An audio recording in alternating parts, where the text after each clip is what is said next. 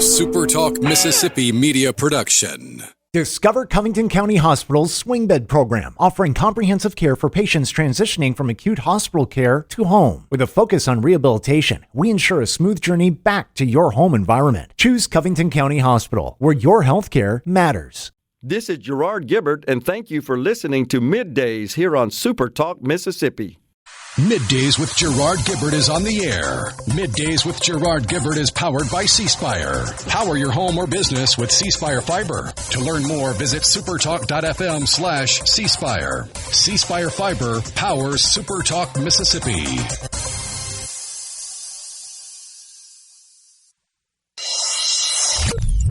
Get ready to go beyond the headlines and join a meaningful conversation with people from around the state.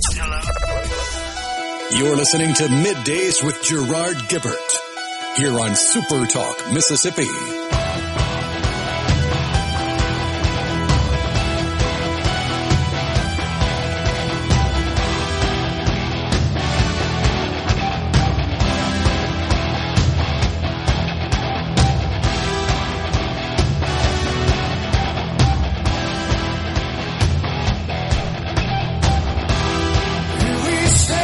Good morning, everyone, and welcome to MidDays, SuperTalk Mississippi. I'm your host, Gerard Gibert, along with Rhino in the Element Wealth Studio, guiding you through the middle of your day with facts, fodder, and fine music on this Friday Eve. We got us a trade deal.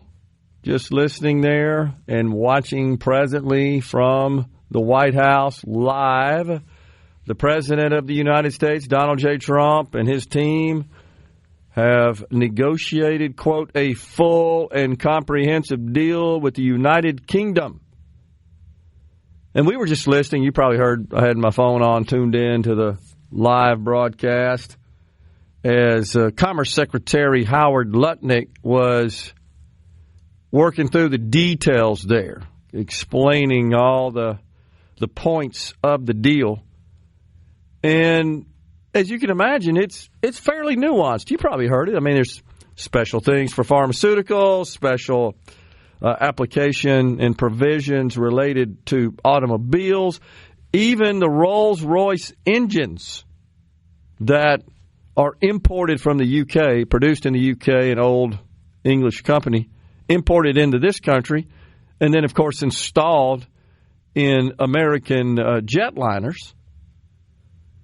They have exempted those from tariffs, provided the UK purchases a certain value of aircraft made in this country. I mean, that's just common sense deal-making right there. I like it. So the trade situation, the balance with the UK, it's actually fairly close, believe it or not. They are the sixth largest or fourth largest economy in the world. The UK is. And they export a lot of stuff into this country. They import a lot of goods made in America into the British Isles there. And the balance is really fairly close. It's not lopsided like it is with China, for example. And that's because they're a wealthy country, relatively speaking, to China, certainly. The surplus, they claim, was $11.9 billion in 24. The U.S. claims it's a surplus of $11.9 billion. But if you throw in some gold bullion, believe it or not, which I didn't know until I started reviewing this deal that we import from the UK, they actually have a surplus with us. But that's really kind of different in that it's kind of a passive import, export, transfer, if you will. So this is good news. The markets like it. The Dow up 190 at this moment in time. The NASDAQ up over 100 points as well. Gold down a little bit. Crude oil up $1.50 on the news. And what about the old funny money? It's jumping up almost to 100. Likes it, doesn't it?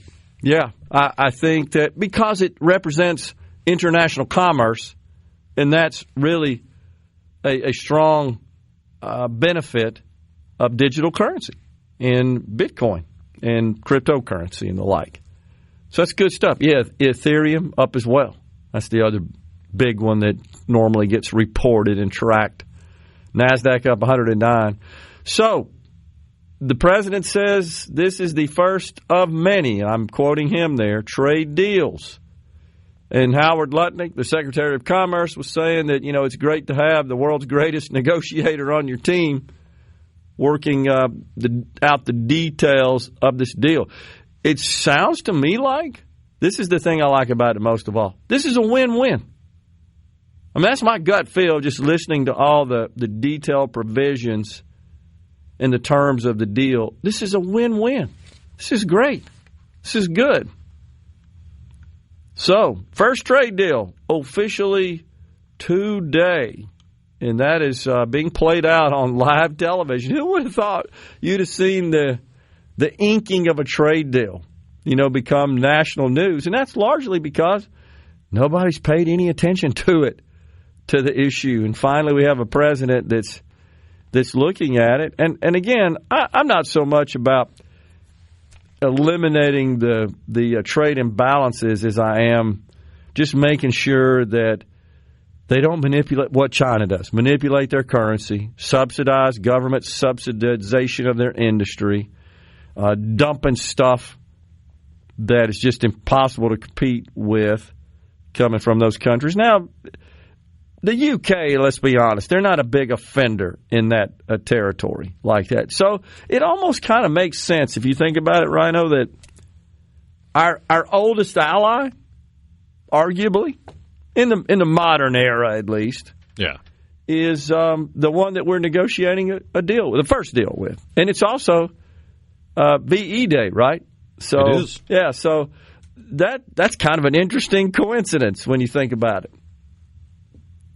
And he's taking questions as the president right now. So just wanted to pass that on to you. Good news coming from the White House this morning. Got us a trade deal, and it looks like it's being inked by both the president and the prime minister, and we're off to the races. The president, of course, promising there's more deals in the works. You sure feel like the dominoes will start to fall. Now we got sort of a framework, a template that could be used in the other deals. I think this is a harbinger, an indicator that some other deals will fall. What's likely to happen is that China's the laggard, that they're the last. And they recently said that if they're going to come to the table, Trump has to lower the tariffs. And a reporter asked him, "Are you going to do that?" And he said, "No." Yeah. So they just cannot be trusted. I mean, at least you're dealing with rational people in the UK. Somewhat. Relative to China, you'd have to agree they're way more. Of course, that bar's pretty low. Both of them like not locking people up for social media posts, though. That is true. They have sort of jumped the shark in that respect. Has Britain gone a little too full socialist communist there? That's what I consider when you're speaking up and out against the state or others and you get locked up. That is kind of a tenet of communism. It's how they oppress the people to make sure they stay in line, right? And hump it for the good of the collective. That's what that's all about. And speaking of, finally we have a president that's focusing on this issue, this trade issue. And again, I have more concerns about the national security risks associated with relying on people that hate us to make stuff we need. It's a combination of that and just the way their government, in the case of China, inserts themselves into the production process in their country and manipulates their currency and lies about everything else that's going on. But something else has gotten some attention. We talked about it a little bit the last couple of days. Air traffic safety.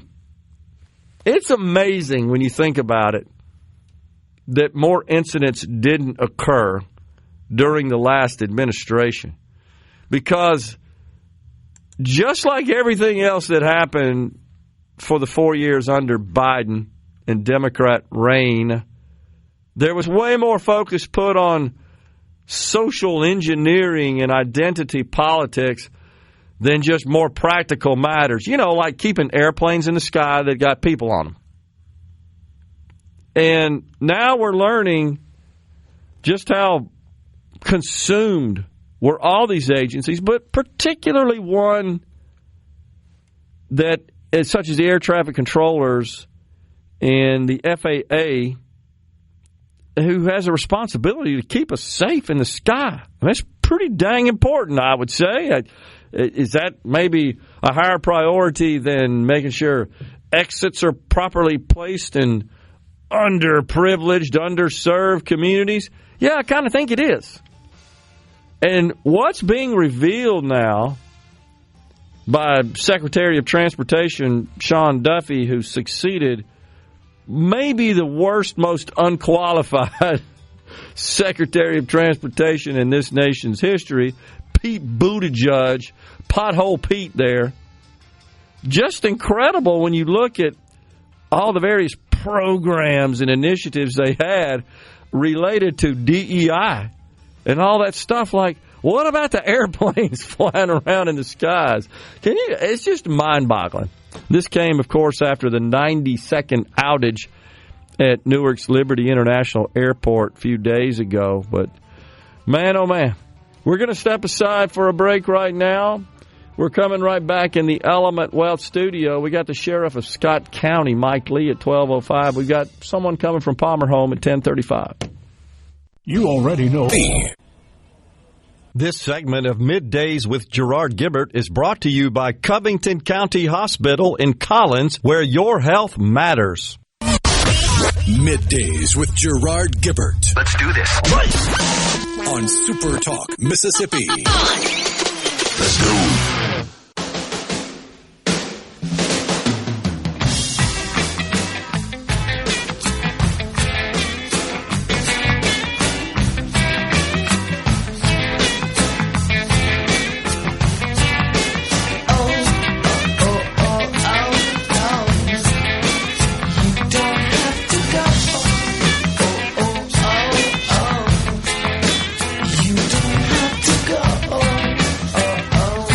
Welcome back, everyone. It's Middays. We are live in the Element Wealth studio. Go to myelementwealth.com or call 601-957-6006 to let Element Wealth help you find your balance between income, growth, and guarantees. The C Spire text line, it's open, 601-879-4395. Don't text and drive, folks.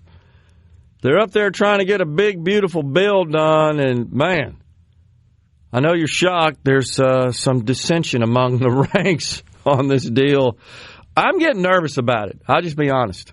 Just a lot of people on both sides of the Capitol there speaking up, Republicans, about I can't deal with this, I can't have this, I can't do that. And I'm concerned.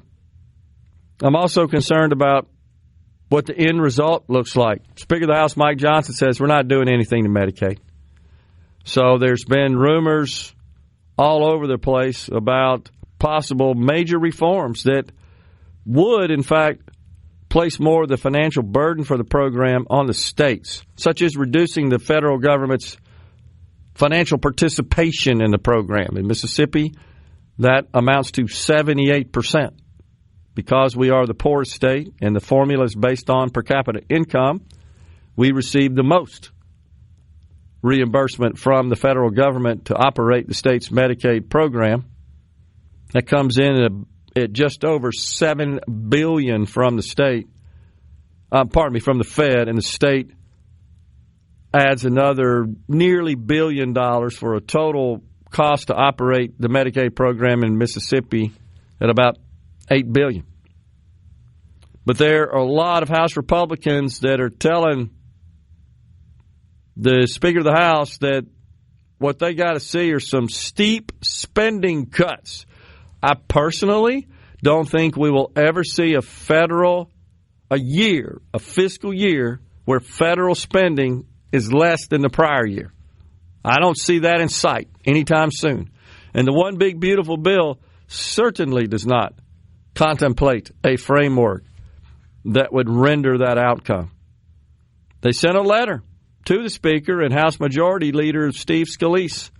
Interesting, isn't it, that they're both from the state to our west, the great state of Louisiana, Speaker and the House Majority Leader. They said they would only support the tax and spending cuts if it includes at least $2 trillion in verifiable savings. However, hold on to your hat there, folks. Don't get excited about cutting $2 trillion. Two things. One, that's over 10 years. That's over 10 years. You're talking about a $7+ trillion budget. Now, I'm not saying that's nothing. I'm just saying that that's not going to balance the budget, not even remotely close. Second thing is, you know how they compute that, right? We're saving against future increases. So we're not actually producing a net savings.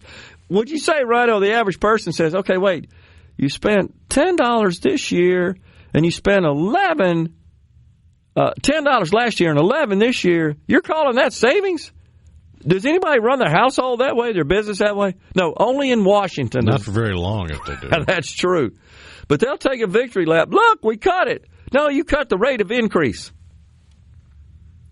So what they're saying is this group that sent a letter to the Speaker and the Majority Leader, they could come in the form of either spending cuts or scaling back the tax package. They're okay with that. Wow. And this is what the Speaker has to deal with to get his conference on board with getting the one big beautiful bill passed. This is after the House adopted the Senate's budget rewrite. And that's, of course, they took what the Senate did and marked it up considerably, came out with a framework and sent everybody off into their committee meetings and say, okay, here's what you're working with. We need a $1.5 trillion in cuts that won't add to the deficit. And they're factoring in dynamically $2.5 trillion in economic growth. They believe passing the agenda would spur. So right now, this whole thing is just kind of in an uncertain status.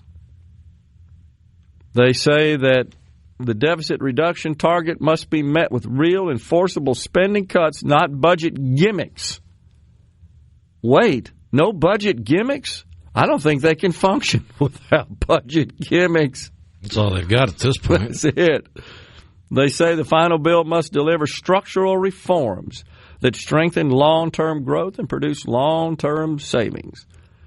They said the same thing I just did, that while the $2 trillion may sound substantial, the cuts would only account for 2.3% of federal outlays over the next decade and would only reduce the rate of growth in spending. So they're actually pointing that out.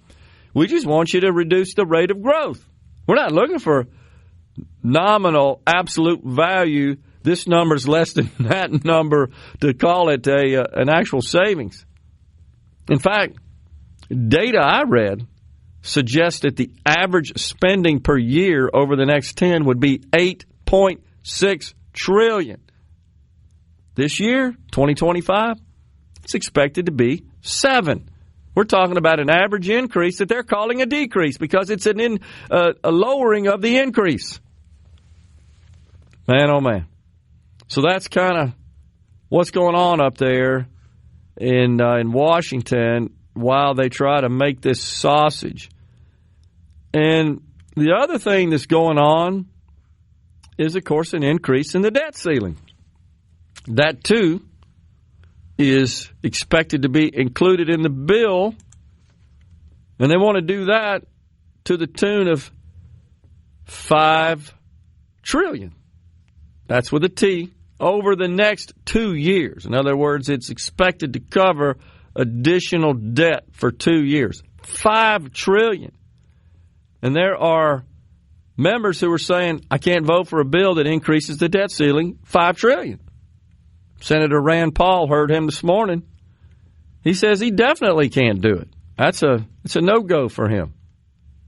He's always kind of had that posture. Talks about it quite a bit. So talks about it. Never seems to offer any amendments on the floor to do anything about it, but he talks about it. You're right about that. He's more, I guess, bark than bite is the way to put it. But that's what seems to be lost on people that gravitate towards the naysayers in Congress is, oh, well, look, they're standing on principle. Well, if they're standing on principle, they should stand on it enough to actually try to fight for their principles instead of just paying it lip service in front of cameras to get attention. That'd be nice. Just don't see it a lot, though, honestly. I was a little surprised that the speaker came out and said, yeah, we're ruling out any aggressive Medicaid cuts. And I just said, okay, no Social Security, no Medicare, no Medicaid, no debt interest, no this, no that. We're increasing defense. In other words, you're going to continue to increase spending. And we're going to continue to rack up debt and produce these $2 trillion deficits. Nothing's changed. Status quo. Man, oh man. There was, again, talk about the way Medicaid, the federal government pays states for Medicaid. And even the talk of doing that on a flat fee basis. Hey, once you've spent that money, you're done. No fee-for-service sort of deal structure. And they've ruled that out. That's what they've said. The Representative Chip Roy, you see him quite a bit. You don't want to get between him and a camera for the most part. He said on social media last night that about the speakers abandoning the idea of cutting back on federal funding of Medicaid. Quote, it's necessary to stop robbing from the vulnerable to fund the able-bodied. And you're hearing this a lot. And that's because Medicaid expansion enacted in the Affordable Care Act in 2010 became available to the states in 2014.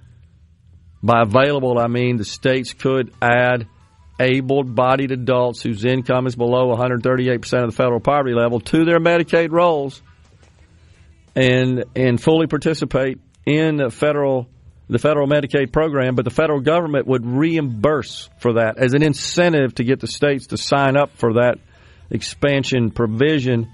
90%. Federal government covers 90%.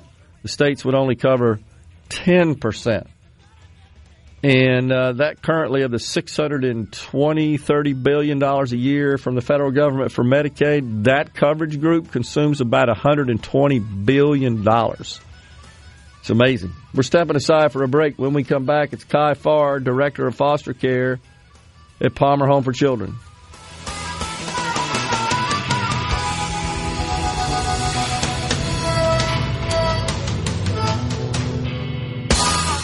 From the Seabrook. Middays with Gerard Gibert. It is on SuperTalk, Mississippi.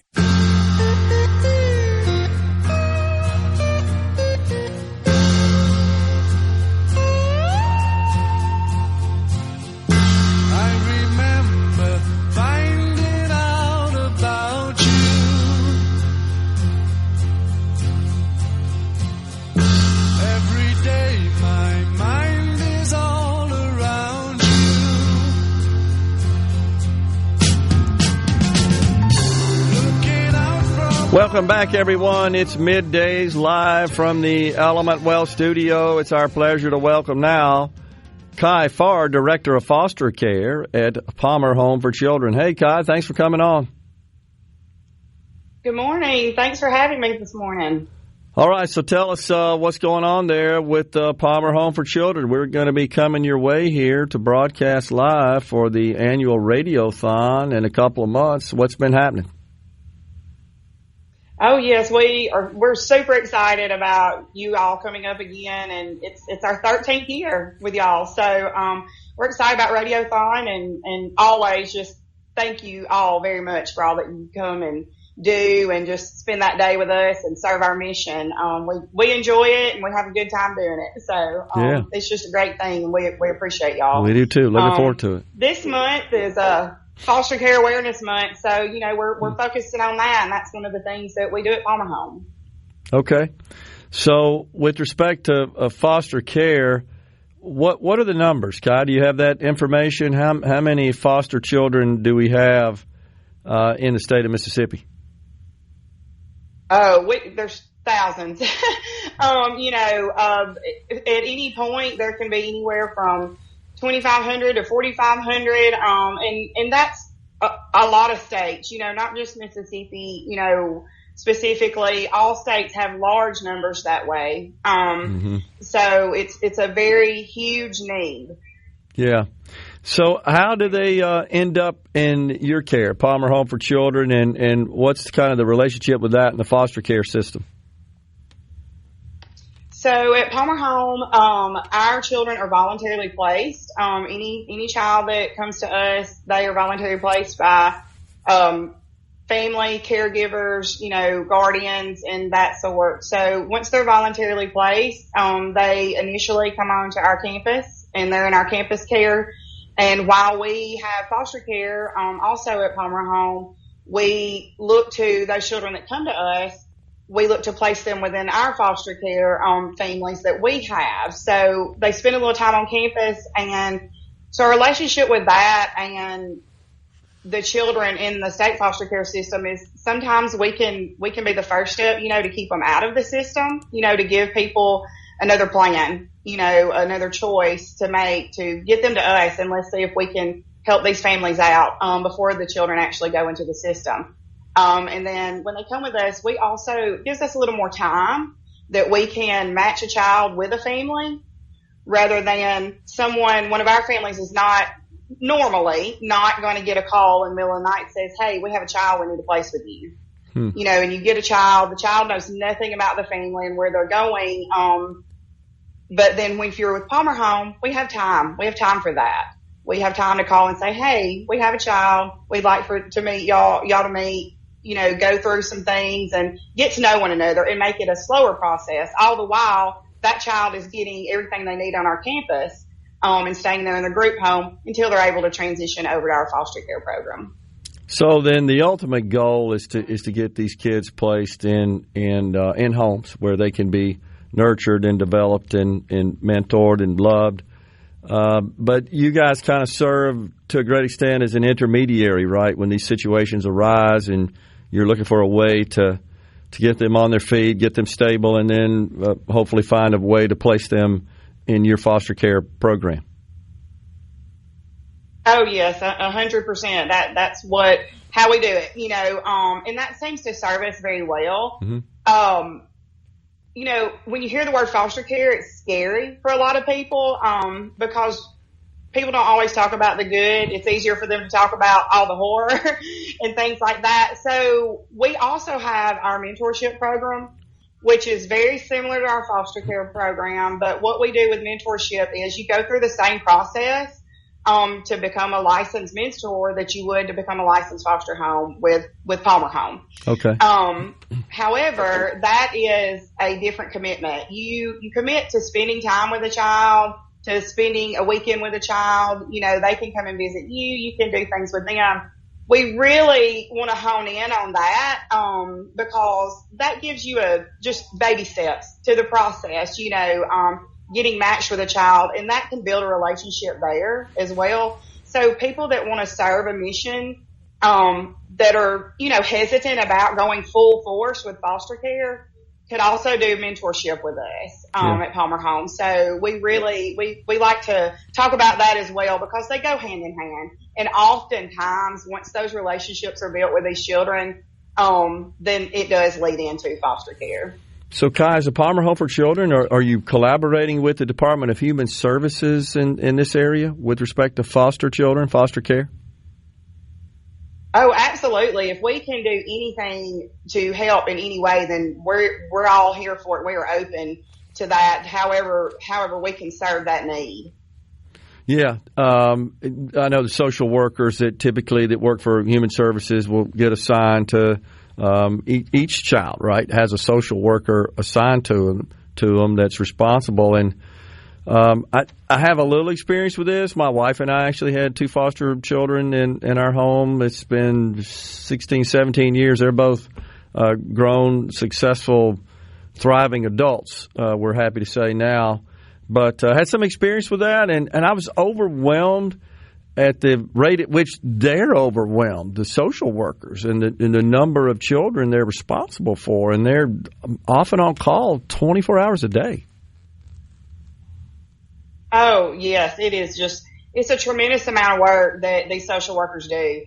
And the time that they put in, that people are just totally unaware and don't realize, how important these social workers are to these children and families, not just the families that are helping to serve children that are in foster care systems, the foster families, but also how important they are to the families that the children came from. Yeah.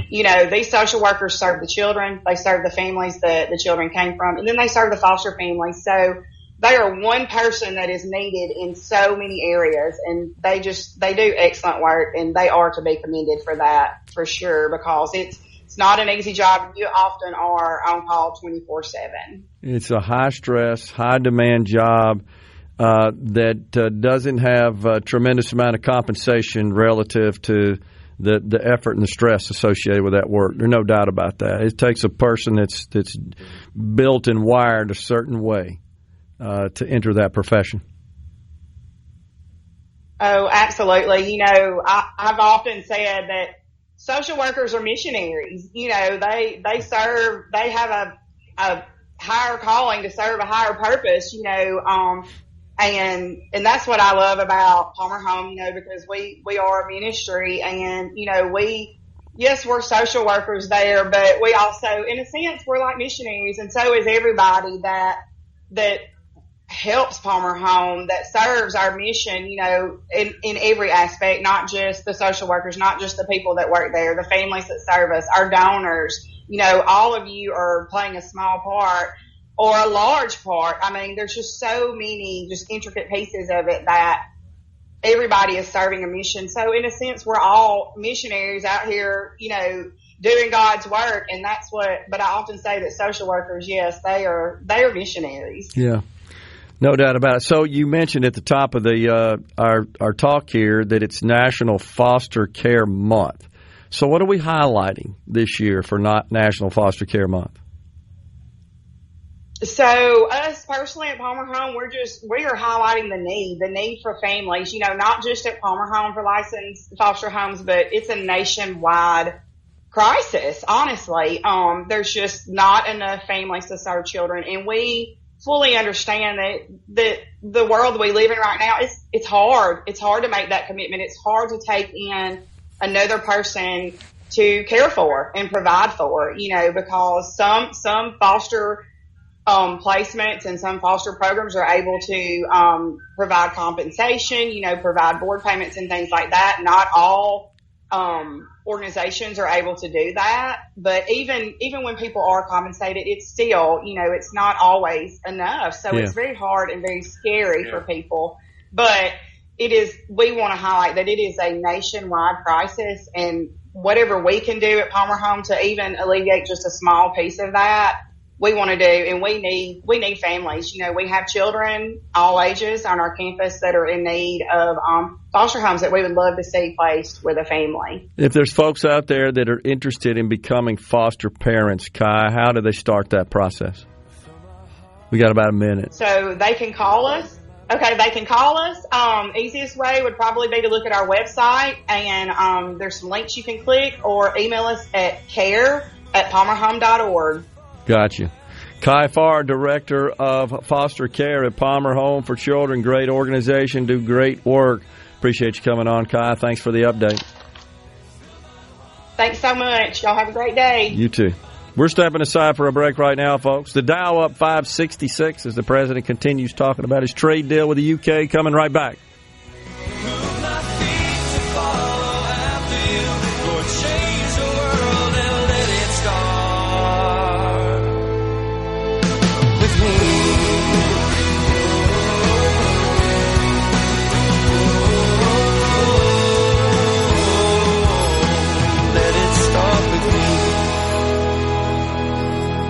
As we say, are we going to do this? Middays with Gerard Gibert. Keep rolling. 3, 2, 1. On SuperTalk, Mississippi.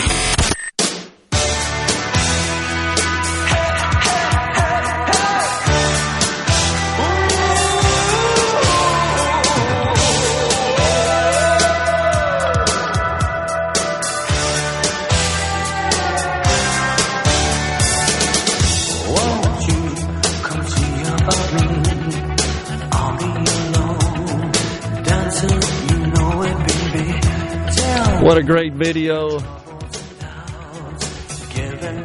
Fantastic drums. So it's one of my favorite drum songs. Not too terribly difficult. Just hi-hat, snare, bass. Cool timing, though. That's what I like about it. Thank you for that. Simple Minds. That's like quintessential 80s music, isn't it? You could call it that. Oh, yeah. A lot better than Men Without Hats. Needless to say, Weight Watchers file for bankruptcy. Wow. That is to skirt a $1 billion in debt. There's a trimming the fat joke somewhere in there. I guarantee you there is. No question about it. Well, speaking of debt, the president says we're going to change the way the student loan stuff works. You've no doubt seen that. They're going to start garnishing wages to recover that money. You guys are so used to just blowing it off and not paying it. I think this is great. They're going to start season benefits, and then they're going to wage garnishment.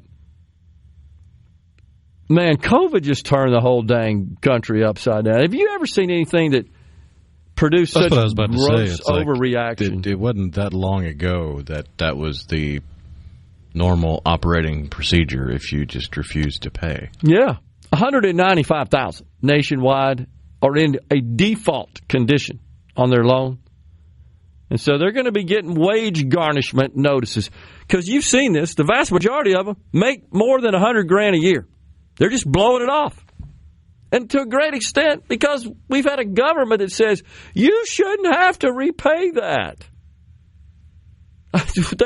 With zero consequences. Exactly. Like if they really wanted to allow for people under overburdensome student loan debt to get out of that debt and find some relief, but it still be fair to everyone that has to pay their debts normally, then you have the consequences of bankruptcy. Yes. But you can't dispose of student loan debt with bankruptcy. That's exactly right. But the government never seems to want to even look at that as an option. You have one side that says, pay your debt, and the other side that says, you should forgive it. That's so true. 195,000 are getting, their benefits are going to be seized, going to be terminated, because they're in such a dire default condition. Let me update. It's 5.3 million who are going to get a garnishment notice. They're behind. They're not in such arrears that their benefits are getting cut off. These are people that are just in default. They're not current, and they're going to get wage garnishments. That notice is going out at the end of the summer. The Department of Education announced this yesterday, this action yesterday, actually 2 days ago. So, wow, that is amazing. And I applaud this. This is the right thing to do. There is no doubt about it. Yes, Rand Paul, the senator from Kentucky, he kind of has that reputation for forcing his colleagues to get involved in a vote-a-rama, but he just doesn't feel like he handles it right. And he's the one that said he can't vote for any bill that increases the debt ceiling. And I know there's some, Thomas Massey over on the House, and maybe a couple of others over on the House side as well. And then there's some other requirements, squawks, if you will, from kind of red lines from a number of Republicans in the House. One of those is avoiding any kind of Medicaid cuts. You got Senator Ron Johnson, who says, yeah, we got to go back to pre-pandemic spending for me to support it. Man, that's just it's not going to happen. And it could just be political gamesmanship. Okay, we lose Rand Paul, we lose Ron Johnson. We can lose one more. And then the vice president would have to cast a tie-breaking vote if it worked out that way. So we shall see. It's just disappointing that here we are in May, and there's really no clear path to getting the Trump tax cuts renewed, if not made permanent. And you got some who say if it doesn't have the exemption for tips, overtime, and Social Security in it, I'm not voting for it as well. Well, that's a math problem. Then you're going to have to cut spending fairly significantly elsewhere, and you're very limited based on what the framework is and what you can get through the Senate without necessitating the 60 votes to get over a possible filibuster. So, man, complicated stuff going on up there. It's David Bowie. Heroes, one of my favorite Bowie, maybe my most favorite Bowie tune. We're stepping aside for a break. It's Fox News, SuperTalk News coming your way next. Coming right back with another 2 hours of middays. The Sheriff of Scott County, Mike Lee, at 12:05.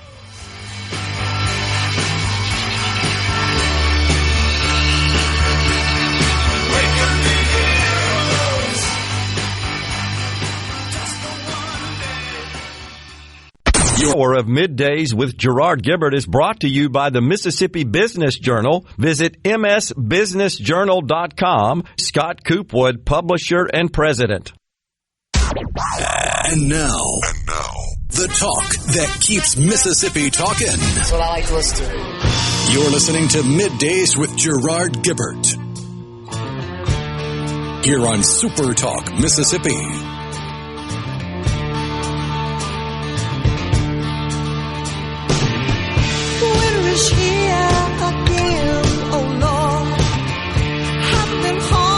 Welcome back, everyone. It is hour 2 of Middays. We're live in the Element Wealth studio on this Friday Eve. All right, so once again, Mike Lee, Sheriff of Scott County, is going to be on the program at 12:05 discussing, that's an hour from now, the nearly 40-year-old cold case of Shondra May. There's an article at supertalk.fm that you can check out.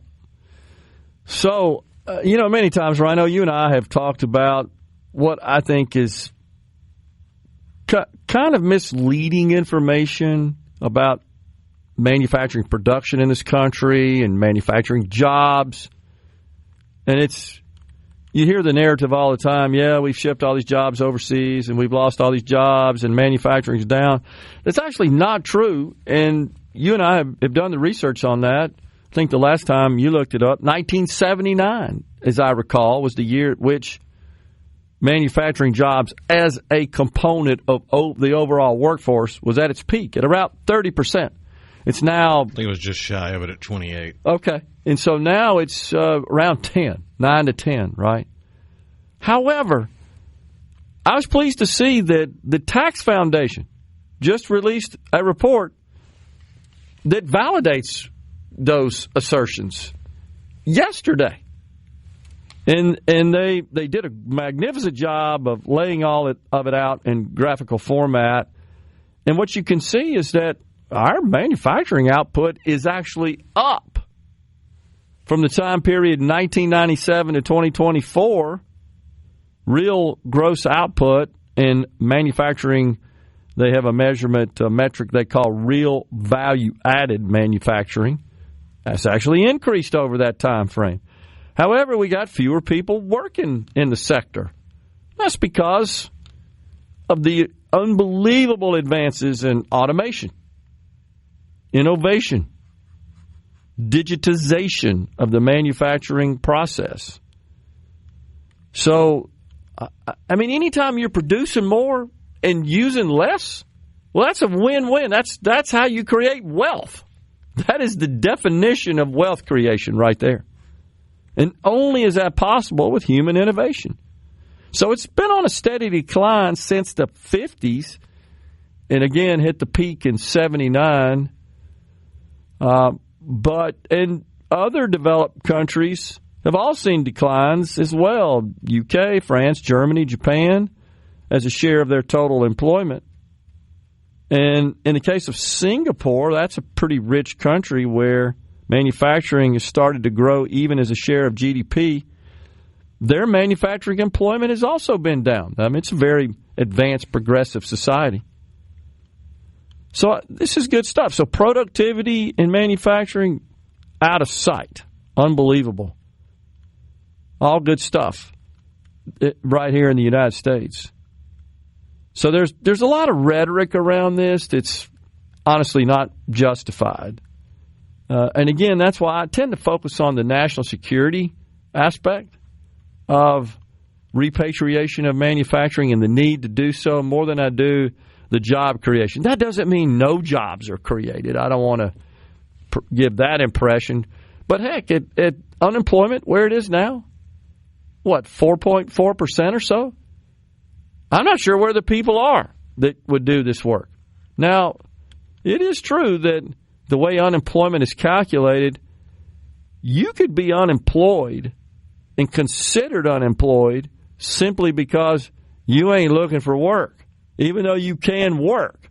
And that's a big old problem in this country. We got a lot of people on the sidelines that need to get to work in that regard.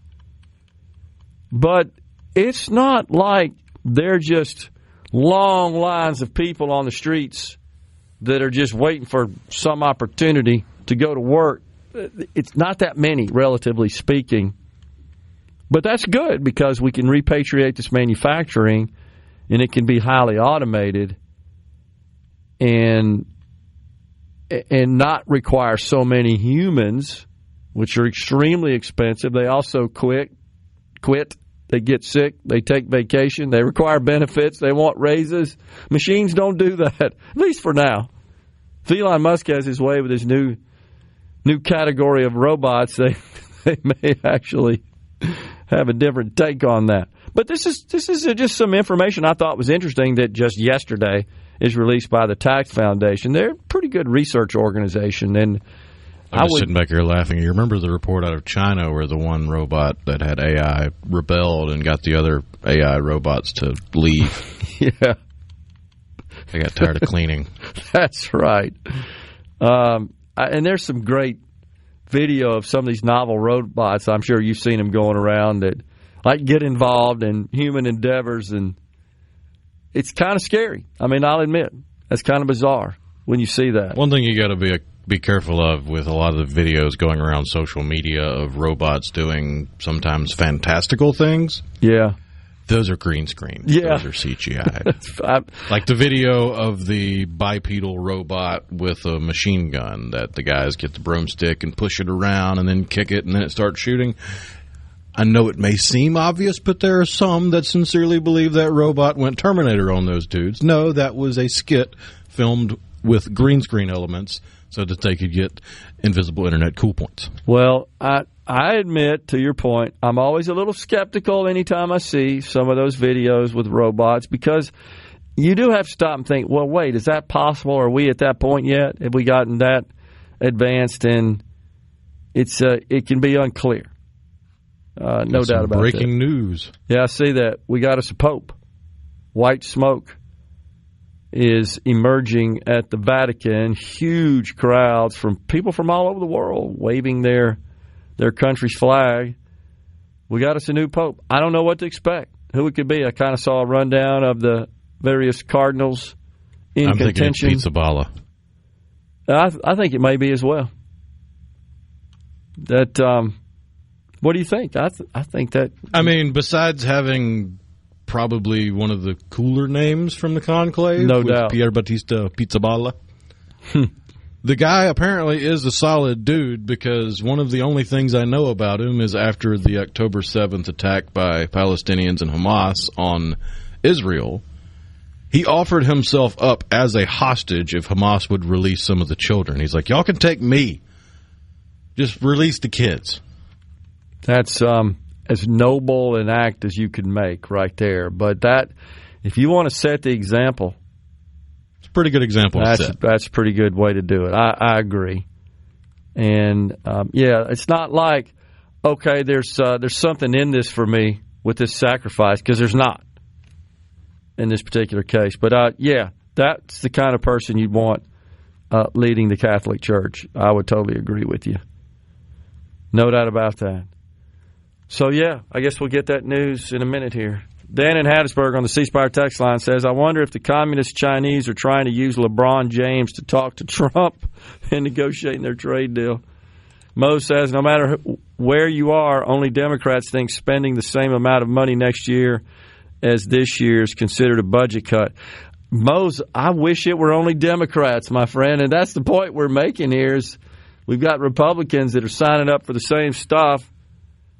And Ben from Madison says, time for term limits. These career politicians only care about their personal wealth and power. Many go into office with good intentions, but as time marches on, they often seem to forget they serve the people, not the other way around. I tend to agree with you, Ben. And you know, my thoughts on that, it's not so much about, as a lot of people think, it's just my opinion here, that it's money. I think it's more the attention and the perks, if you think about it, and the access you have when you're in that position, in that level of elected office. And especially the longer you're there and you're more known, you've got more seniority, you're more powerful. And I'm not a person who believes that committee assignments and chairmanships, et cetera, and power ought to be conferred to one based on their tenure. It ought to be based on capability and qualifications and performance. Well, the sad thing is there's a whole bunch of them up there that aren't capable of pouring you-know-what out of a boot with instructions written on the heel. So if you start grading on capability, there's a whole swath of politicians that aren't capable of performing the basic duties they were elected to do, let alone anything regarding leadership. Well, you have to hold the voters responsible for that. Are you listening, California? Yeah, no doubt. Can you hear us, New York?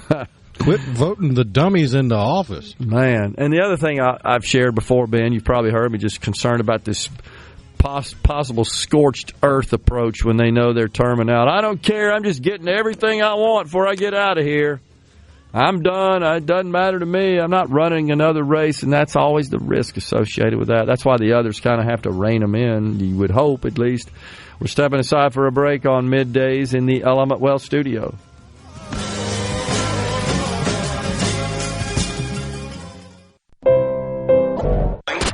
Middays with Gerard Gibert. What? This is so awesome. On SuperTalk, Mississippi.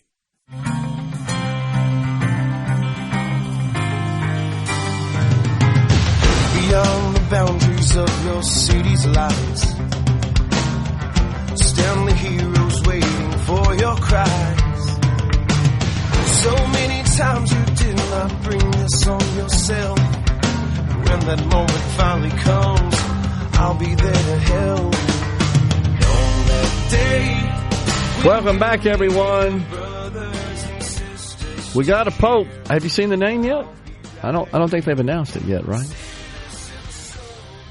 And we were talking earlier about this. Transportation Secretary Sean Duffy, this is hot off the press. He's going to announce an FAA modernization plan today. Wait, he's not going to be talking about racist bridges and trees in underserved communities. Not going to be talking about that. There was some other, weren't they having like picnics or community gatherings or stuff like that I think were being sponsored by the Department of Transportation, U.S. Department of Transportation, paid for in underserved communities. What does that mean exactly, underserved? I mean, or somehow they just not getting access to all the federal largesse? I would say they're getting more. They're overserved. I know that probably upsets some people. I don't care. I finally found it. Okay. This is an article from Wired written about Pete Buttigieg while he was Secretary of Transportation. Yeah. It's just another example of how the media will fawn over a Democrat and slobber all over him like there's no problems whatsoever. Quote, as Secretary Buttigieg and I talked in his underfurnished corner office one afternoon in early spring, underfurnished, I slowly became aware that his cabinet job requires only a modest portion of his cognitive powers. Other mental facilities, no kidding, are apportioned to the Iliad, Puritan historiography, and Knausgaard's Spring, though not in the original Norwegian. Slacker. Fortunately, he was willing to devote yet another apse of his cathedral mind to making his ideas about three mighty themes, neoliberalism, masculinity, and Christianity, intelligible to me. And you said that's in Wired, huh? Yeah. It's kind of disappointing. I don't subscribe to it anymore, but I did for many years in business. Man, oh man. Yeah, he was awful. Let's just be honest. And now we're learning, according to Sean Duffy, he says the FAA is understaffed by 3,000 workers.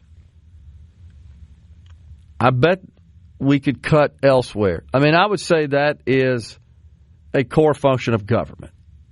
I don't know what the proper staffing model looks like, but it needs to be sufficient to keep the skies safe. There's no doubt about that. That is a core function of government. I'm fine with that.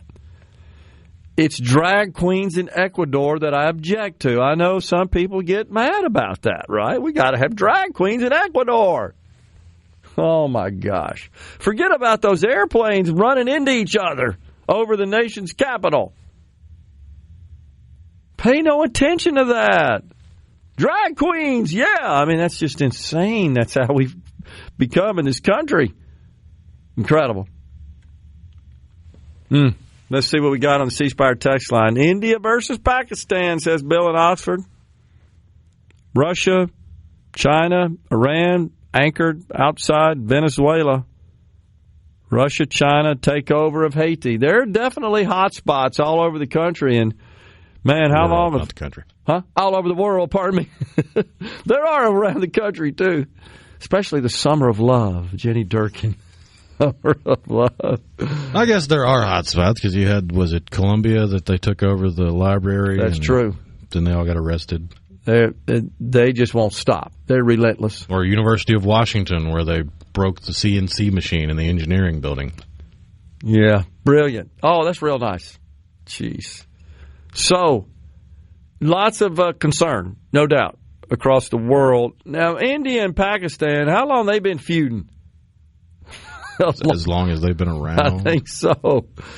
And of course, the scary thing is I know most of our audience realizes, is they both have nukes. That is a bit concerning. And much like the beginning of the Ukraine conflict, there are all kinds of rumors flying around on social media that you just need to take with a grain of salt. Yeah.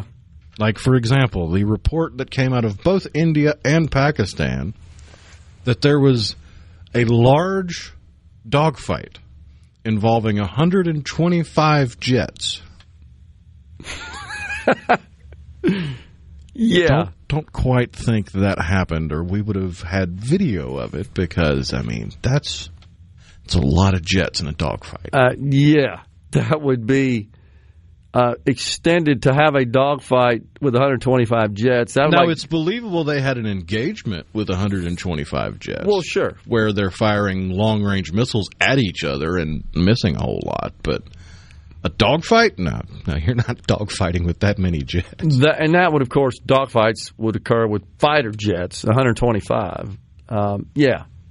You'd be having mid-airs if you had 125 jets engaged in a dogfight. Smells an awful lot like the ghost of Kiev. Yeah. Dan in Hattiesburg sent us a couple of funny little memes here.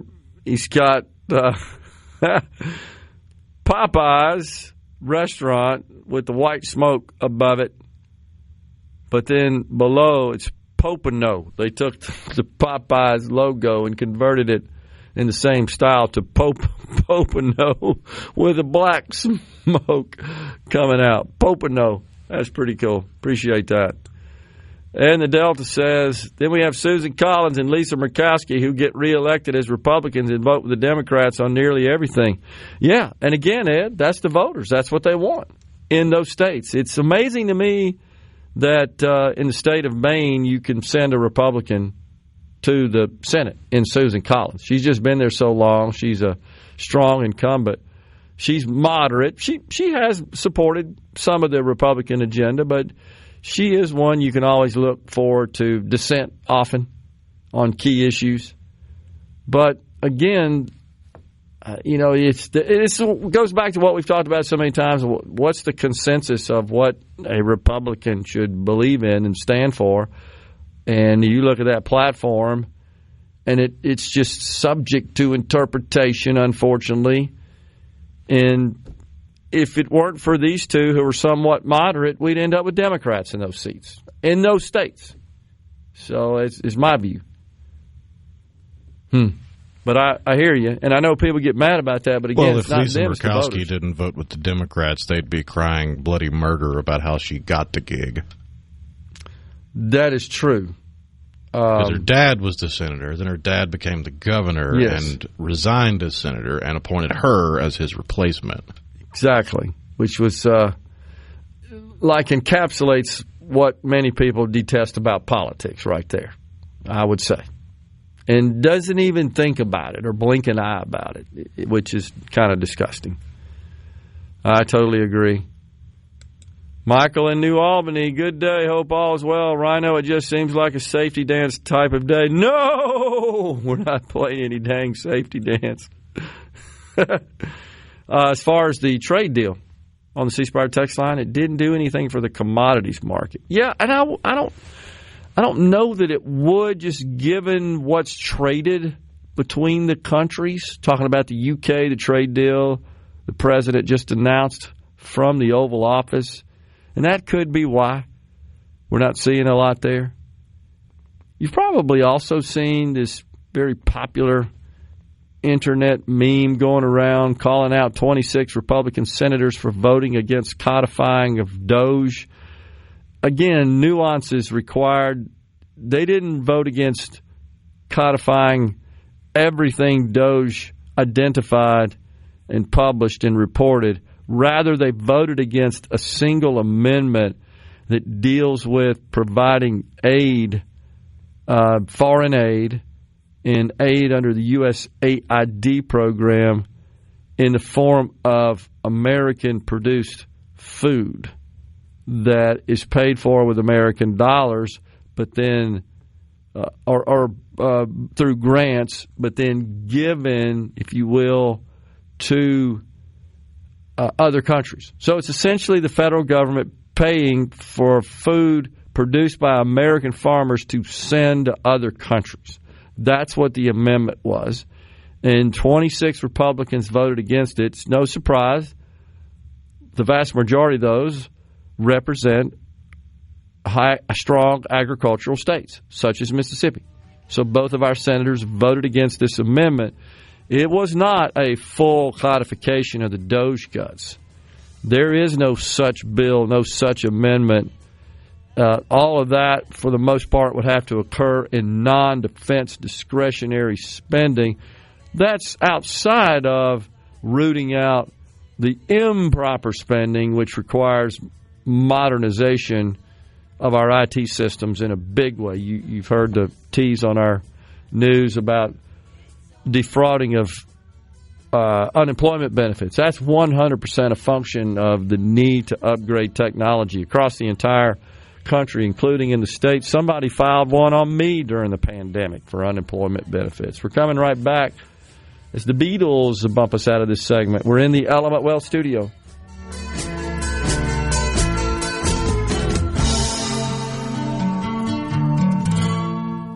From the Attention, adoring fans! It's time for Middays with Gerard Gibert on SuperTalk, Mississippi.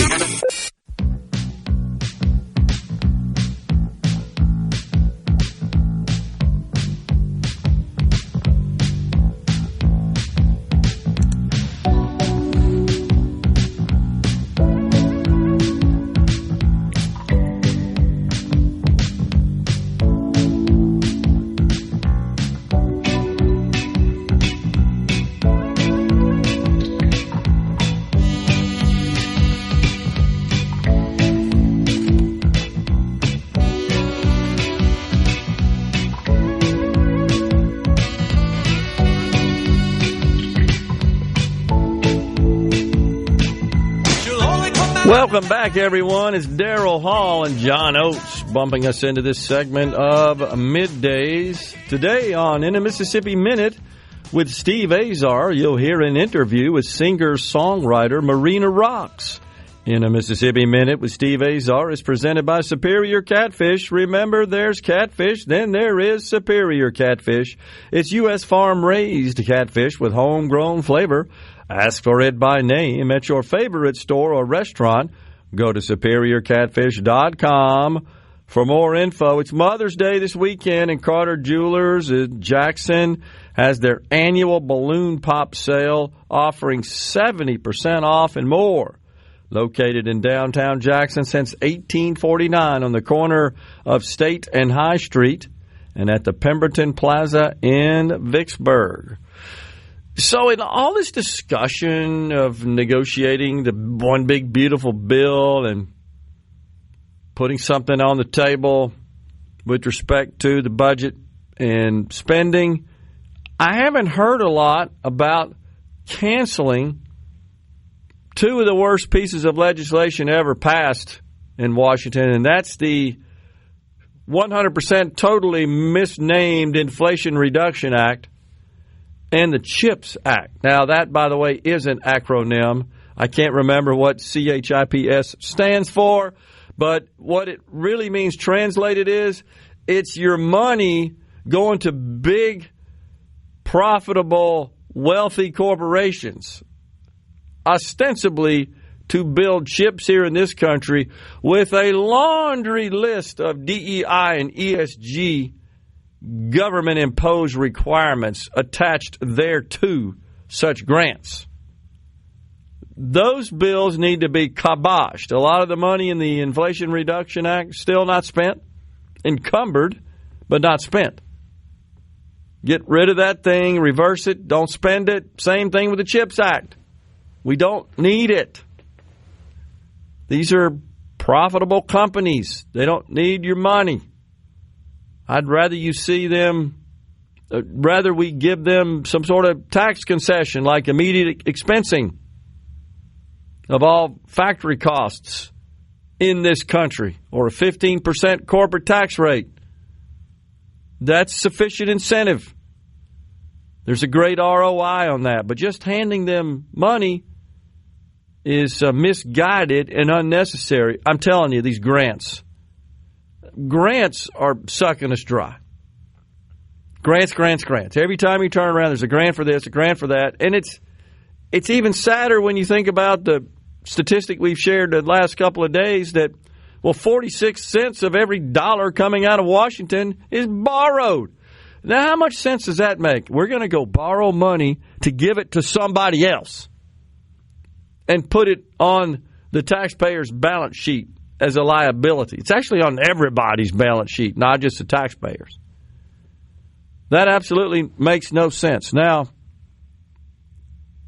besides us tracking the one big beautiful bill and the sausage grinding going on, my friend Russ Latino, he just sent a text. He said the current House bill, he's also tracking the legislation, the progress or lack thereof, includes, get this, allowing the tax cuts on the upper income bracket to expire, but a continuation of all these subsidies and grants from what we were just talking about, the Inflation Reduction Act, the Green New Deal light, if you will, because that really defined the most of that legislation, was a bunch of subsidies and grants and payoffs, if you will, to go green.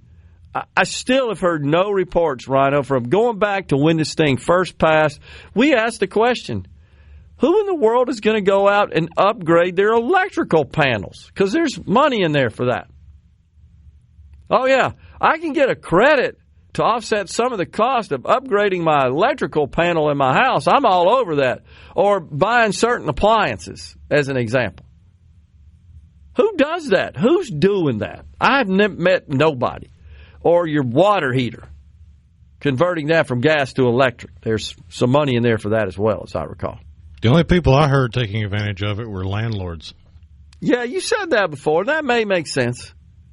I'm not sure that's the effect they were looking for, though, when they passed that legislation.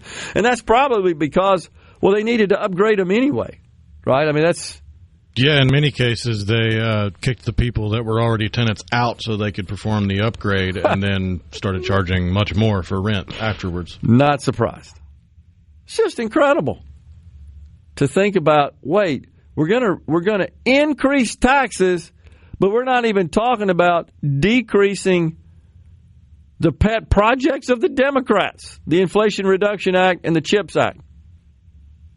It just makes no sense. This is a head-scratcher, and honestly, it's maddening. Failure to extend the Trump tax cuts, this is on the C Spire text line from the 662, will only drive more capital into the 12th sector of the economy, known as the informal economy, which generates zero tax, kind of like the SIP did in failing to pass the gambling bill. Yeah, the underground cash economy is something we've talked about quite a bit that subverts all taxation, including, to some extent, even sales taxes. There's some opportunities there. Mo says, or we could put a tariff on the chips for making them overseas. Yeah, I'm not sure that that's a good idea either. I think there would be sufficient incentive, again, in establishing some common sense corporate tax policies, such as immediate expensing of investments in new factories, certainly lowering the corporate tax rate, all the above, I think would have a rather significant effect, positively, that would be, on that front.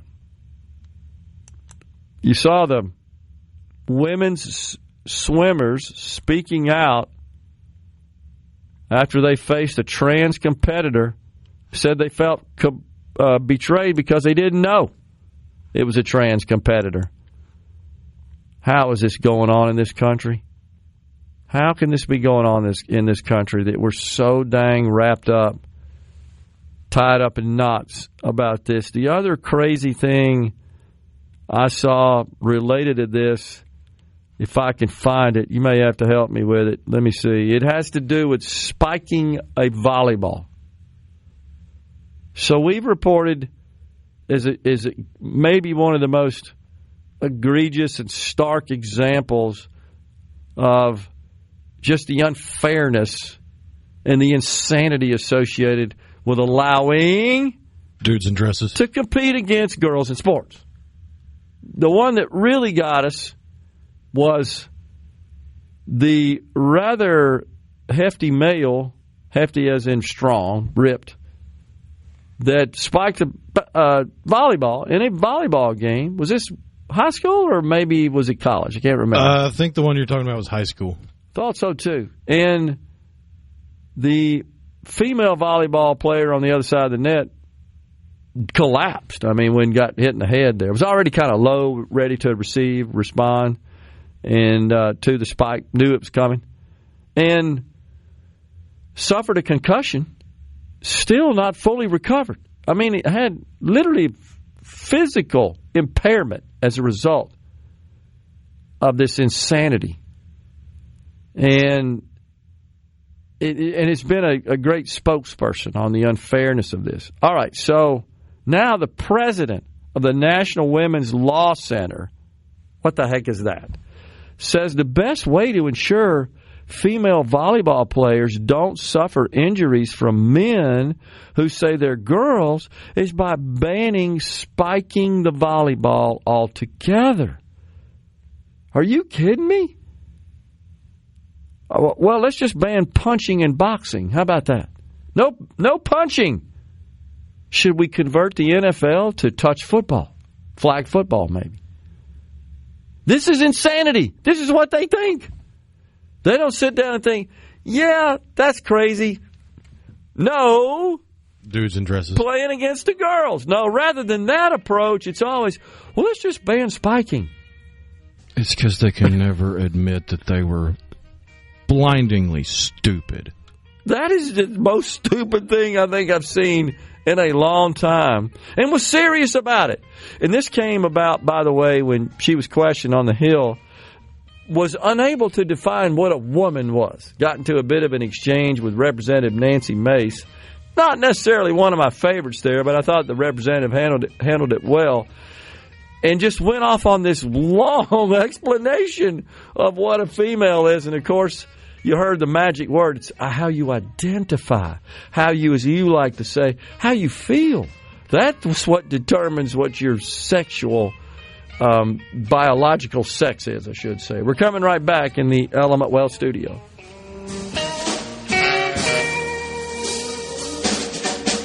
Poly up a miss.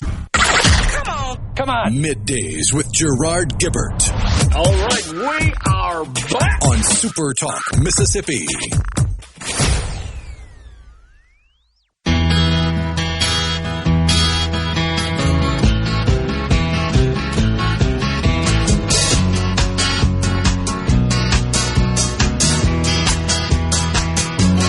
When I think back on all the crap I learned in high school, it's a wonder I can think at all. And my life. We are back in the Element Well studio. We got a pope. We just don't know who it is. We're supposed to get an announcement pretty soon. The white smoke emerged atop the Vatican, Rhino, hour ago, I guess, or so? Yeah, about that long ago, yeah. And we were just noting that the protocol of the guard, I can't remember what it's called, that is associated with the Vatican there, was making its way. The Swiss Guard. Swiss Guard, that's right. Through the Conquistador armor. Yep, through the Vatican grounds, which are packed. I don't know how many people are there. It's 100,000 probably, I think, in that. Which the Swiss Guard is a great example of how people don't really have a good mental picture of the past. Like you think of ancient Greece and ancient Rome, and you can see the statues, you can see the Parthenon, you can see all these monuments and ancient relics, and they're white marble or stone. Yeah. And you think of the Middle Ages or the quote-unquote Dark Ages, and everybody's wearing brown or khaki. And no, the world has been brightly colored for a long time. Yeah, absolutely. It was almost a source of pleasure because they didn't have a whole lot. If you think about it, that was one of the few things they could do that they visually, took some satisfaction from. So, yeah, that's totally right. Some of the cities, major cities in this country, are sinking, and their reasons for that, as cited by scientists, are that we're pumping groundwater from underneath our feet. Around Houston in particular, which is sinking faster than any other of the major cities, Chicago, New York, Dallas, Houston, all included in those which are being measured as sinking. But this is not anything related to what Al Gore told us. This is just us consuming groundwater. Denver, Charlotte, Indianapolis, Detroit, Fort Worth, also included on the list of those which are sinking. And then they say melting of ice age glaciers underneath. And I don't think that's a climate change phenomenon as much as it is just time. I thought that was kind of interesting. It's a small amount, but there are some concerns about that. I don't really know. Well, the only way the melting of a glacier would cause another area of land to sink would be because the glacier is no longer putting pressure on one side, pushing up the other side. Yeah.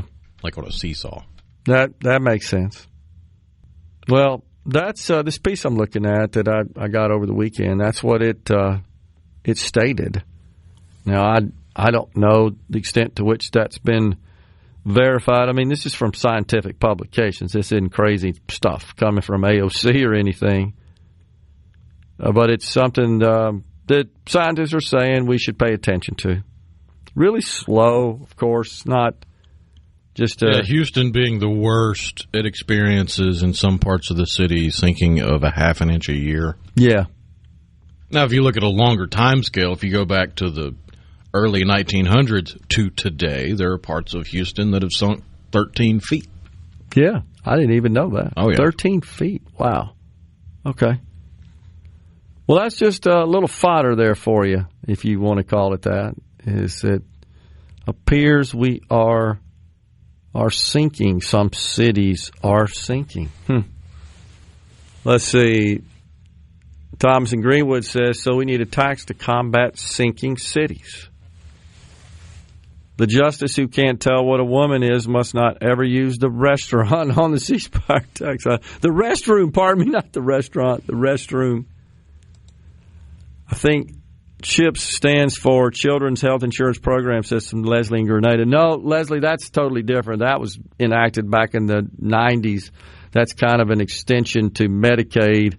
The CHIPS Act deals specifically with grants to companies who manufacture silicon-based chips used in computers and computing functions, and thus the acronym CHIPS.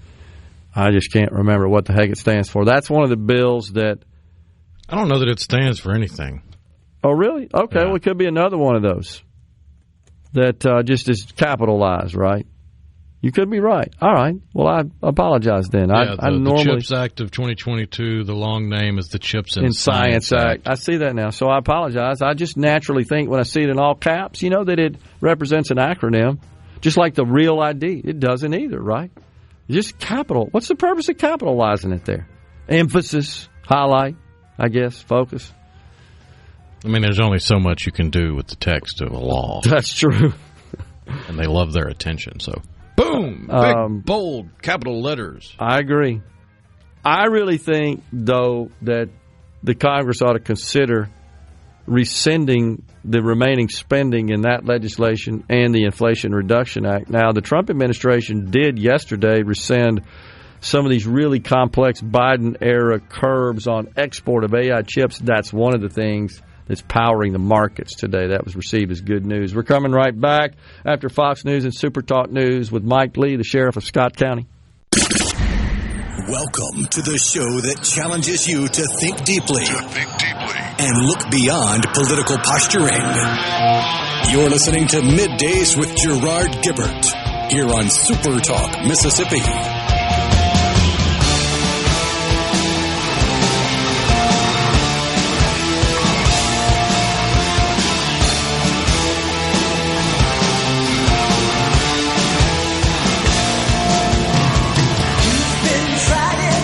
Welcome back, everyone. You are tuned in to Middays. We're coming at you live from the Element Wealth studio on this Friday Eve. We are waiting to get Sheriff Mike Lee of Scott County on for us. So, on the C Spire text line, let's see what else we got here. So, it's the CIS Act instead of the CHIPS Act, says Thomas.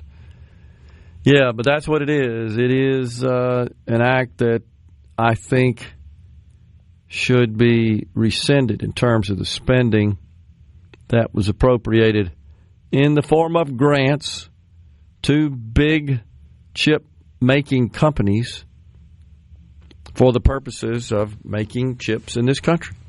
I don't think it's necessary. I thought it was a bad bill then, and I'd like to see the Republicans rescinded. 16 Walmart stores are going to get a makeover in the state of Mississippi. They're going to be remodeled. It's incredible. They're going to update over 650 stores and build or convert another 150 in this year, in 2025. They just announced that. So they're going to expand the online pickup and delivery, install wider aisles in new private pharmacy areas. This would be the store of the future, is what they're calling the project, Stores of the Future.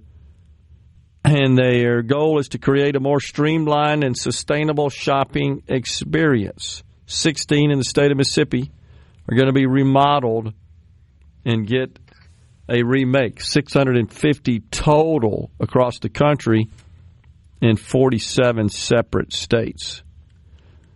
So the nation's largest retailer spending a little money there to upgrade, remodel, modernize their facilities, their retail store locations. That's kind of interesting. See where that goes. Here in the state of Mississippi, I've not heard any additional information about a budget, something that presently is missing in action. We don't have a budget to fund state government for fiscal year 2026 at this point.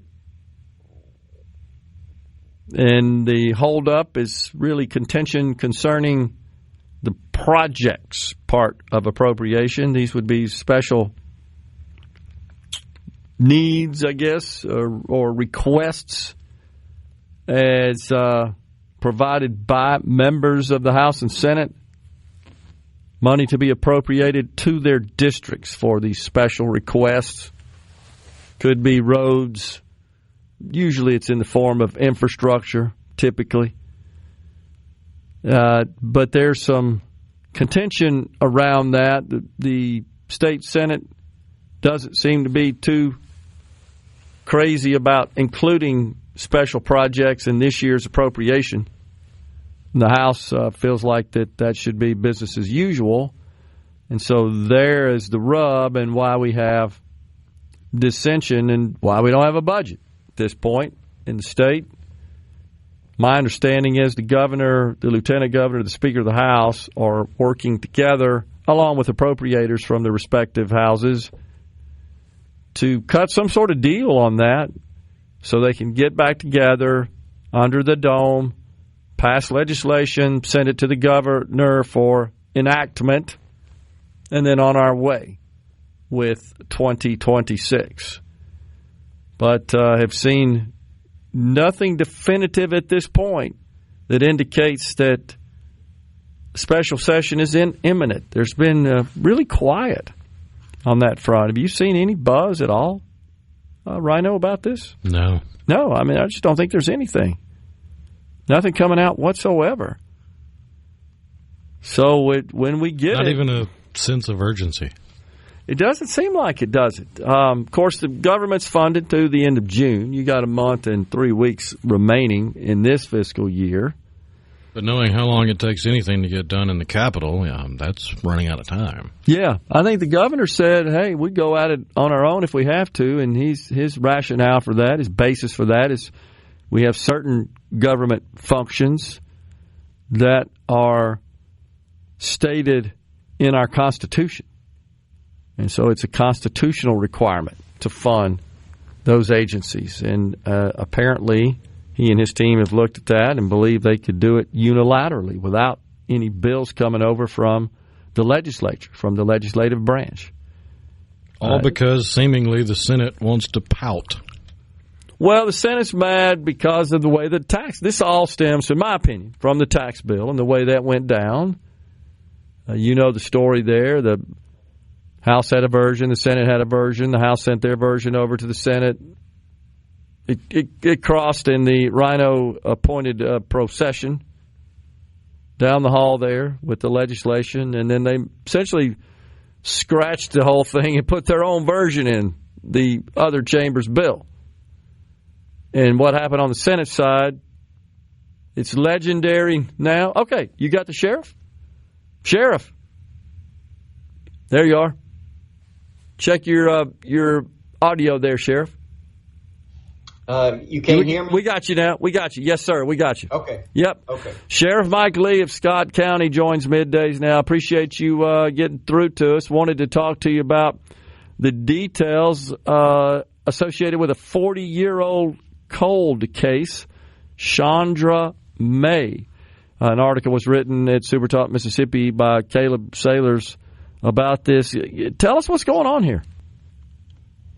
Well, this is a cold case from about 40 years ago. It actually happened on February the 6th of 1986. I'm sorry, it was February 4th of 1986. Miss May was abducted. And from that point, she was never heard of or seen alive until the discovery of her body on February the 26th. Interesting. And so What happened after that, Sheriff? I mean, as far as investigations are concerned, did they just exhaust all possibilities and just put it in the cold case category at that point? It was, but now to sit here and say that it was just kind of put into cold case, it was a cold case, but we had a lot of excellent people that worked the case early on, even though science wasn't where it is today. Yeah.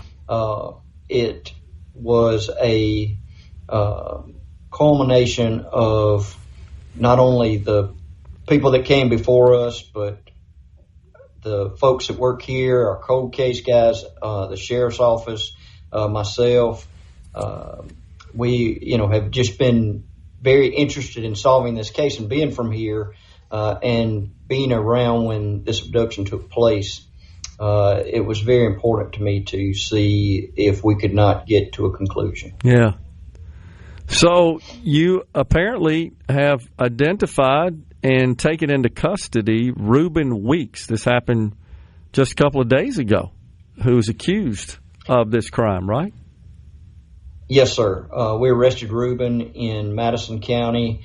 The Madison County Sheriff, along with some of his deputies, the Mississippi Bureau of Investigation, and the Scott County Sheriff's Office conducted the arrest, and it came as or appeared to be no surprise to Reuben when we arrested him.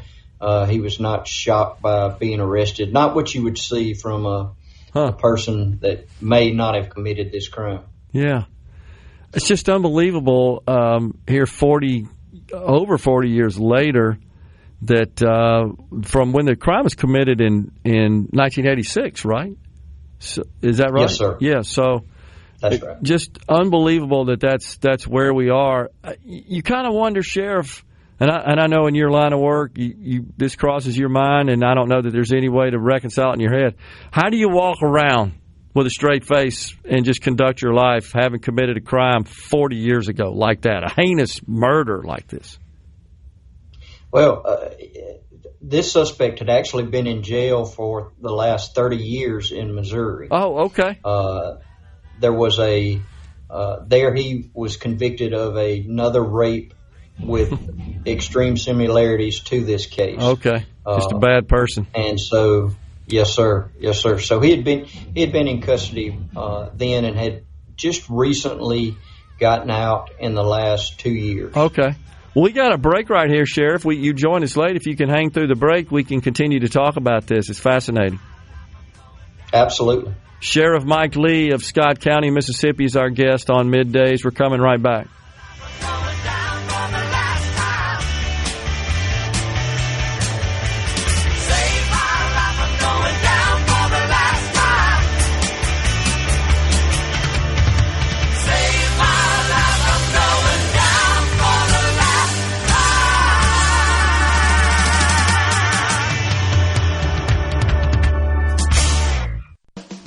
Covering the stories that matter most to Mississippians. Gerard Gibert. Middays with Gerard. SuperTalk, Mississippi.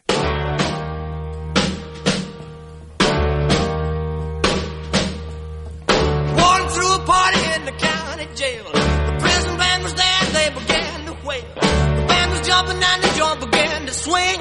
You should have heard this knocked out jailbird sing. Let it rock. Everybody let it rock. Welcome back, everyone. It's Middays from the Element Well Studio, visiting with Sheriff Mike Lee of Scott County. So, Sheriff, you were sharing with us that this individual that committed this murder, Shondra May, 1986, has been in a jail, convicted of rape, been in a jail in Missouri, right, for 30 years or so. I guess the question would be then, how is it that no dots were connected, whoever was responsible for this? This is kind of unusual, is it not, that the person who committed this incredibly horrific crime 40 years ago has actually been sitting in jail in another state for another crime, and I guess during that period it just wasn't known. What led you to determine that this was the one? and arrest him? Well, early on, Reuben was a suspect in this case. Okay. He is originally from Scott County and had actually had charges in Scott County and Bolivar County and was placed on probation. They were bad checks, nothing similar to this. Yeah. And Reuben himself, Reuben Weeks, was traveling with his family through Missouri and committed this crime. He was later caught in Cleveland, Mississippi. So he's been on the radar for a long time. Okay. All right. So what are the next steps? I mean, will he get a trial and just move through the process? Absolutely. He has had his initial appearance in front of the Justice Court judge here in Scott County. Judge Freeman denied his bond. So the next phase is to pass this up to the DA, who has been for the last year almost. He and his attorneys have been studying this case, and we just believe that we're on the right track. And again, time and science and things like that have caught up to not only the suspect, but to get us to where we are now. So who actually conducted the arrest, and did that happen to this individual while incarcerated in Missouri? No, he was out and still on probation, of course, for the rest of his life. Okay. But he had actually done 30 years in the Missouri prison system. Okay. Had gotten out and was back here in Mississippi. Mississippi had to process him for some old probation violations. Spent a short time with the Mississippi Department of Corrections, and then was released and was in Madison County, living with his wife. Wow. Man, oh man! So this is there a sense of relief, Sheriff, you and your team feel, even though this happened a long time? I assume before you became the sheriff, and most of your team wasn't around then. But this is just amazing. This is not something you see every day, that you solve a crime like this. 4 decades later, is there a sense of relief? There is. It's kind of twofold. There is a sense of relief, and I'm glad that we're able to, give some closure to her family. Yeah. But we have been, in the last week since the arrest, we've been gathering even more evidence, and it's been extremely busy here. Okay. Gerard. Yeah, I mean, your work's not done, right? You've conducted the arrest, but to make the case and equip the DA with everything they need. I assume that, I'm not sure the extent to which you can discuss it, Sheriff, that you guys feel like you got your man here, huh? We do. And, it's not just solely based on the way that the Scott County Sheriff's Office feels. Okay. But we met with the Mississippi Bureau of Investigation, who has been extremely helpful, not only in the beginning of this case back in '86, but in the last few years. They have really, really pushed this case to where it is, to everybody working together. Okay. And, to get to this resolution that we were able to arrest a person we believe is responsible for this crime. Did Mr. Reuben Weeks, did he show any remorse? You said he kind of acted surprised when he was arrested. Does he deny that he did this? Does he show any remorse? Where do you think that goes? Right now, the investigators are still speaking with him. He has not given anything that would lead us one way or the other. It's been a slow hand in interviewing him. But luckily, we've had some other people that, once they recognize his name, that have come forward with other things that occurred back in that time. Okay, yeah. So you feel like there will be, witnesses? Will they be character witnesses, or do they have any other sort of information or exposure that could be valuable in the case? Well, one important thing is the similarity between this case and the case that he committed in Missouri that he was found guilty of. Gotcha. Because of the similarities, that victim who survived is able to witness, on that side. And there are a lot of witnesses that will be called. I don't. It'll be up to his defense to show any character witness. Okay, I see what you're saying. Yeah, I really should have said lack of character witnesses on your side. Right. Man, this is unbelievable. Any idea what the motivation may have been? It was this just all about sex and rape, perhaps? Gerard, that's what we're thinking. That I think early on, people were looking for necessarily a person that is someone who commits murder, when in actuality of looking at the case, we should look at someone who commits rape, these type of crimes, sex crimes. Yeah. And so once we started focusing back a few years on that, we went through several suspects, and Reuben just never left that category that we were looking into.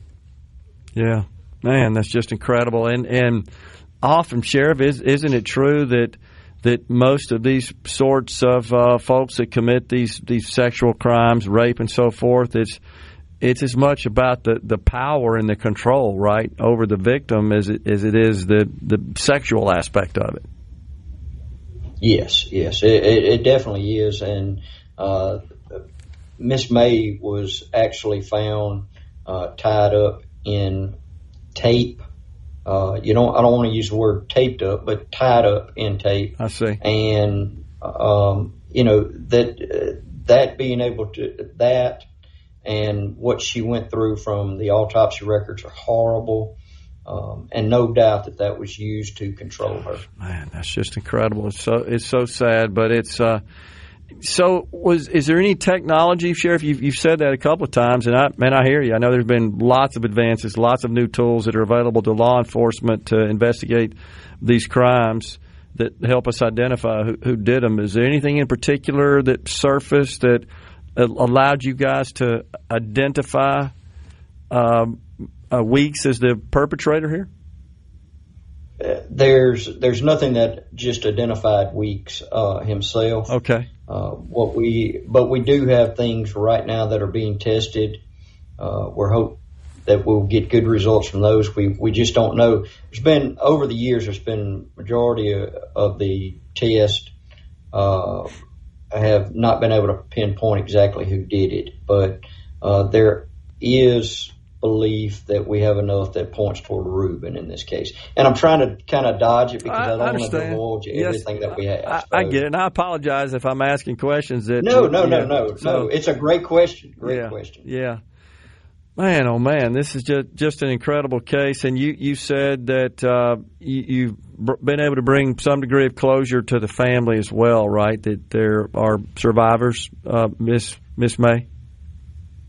Yes. Her mother had passed early on, not long after Shondra her body was found. Mr. May had passed away about 2 years ago. Oh. And I had the honor to meet him. Her brother, Tim, though, is still here, and it was a very real moment when we were able to get away from everybody and sit down with Tim and let him know what we had. And it was tears, and they were tears of sadness and joy. Sure.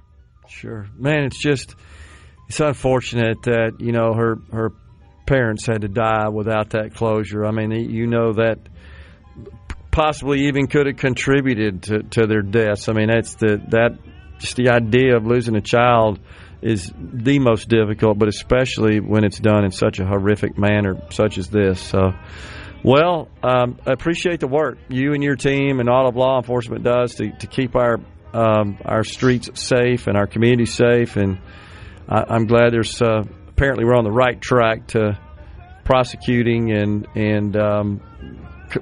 enforcing the consequences on someone that committed this horrific crime. Thank you, Sheriff. Appreciate you coming on. Yes, sir. Thank you. Yes, sir. Thank you. We're coming right back, folks, in the Element Wealth studio.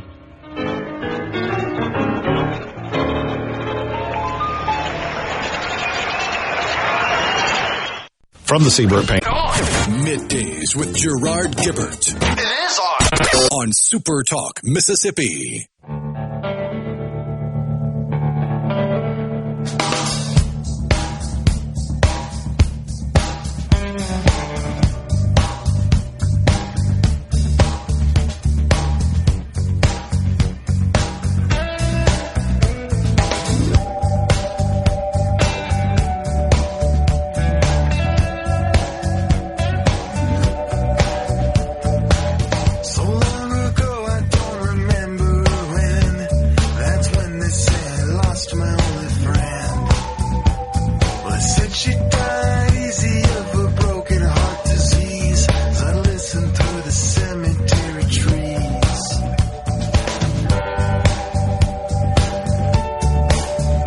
All right, we got us a Pope Leo the 14th, the first American Pope, right?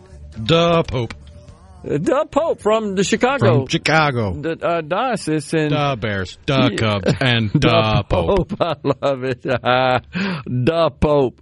So, I made the comment before we got the sheriff on that seems like would be a very short period of time as a tenure as a cardinal to become the Pope. And you did a little research for us, and sure enough, that's the case. The shortest period of time, right, and tenure as a cardinal. From becoming a cardinal to becoming the Pope.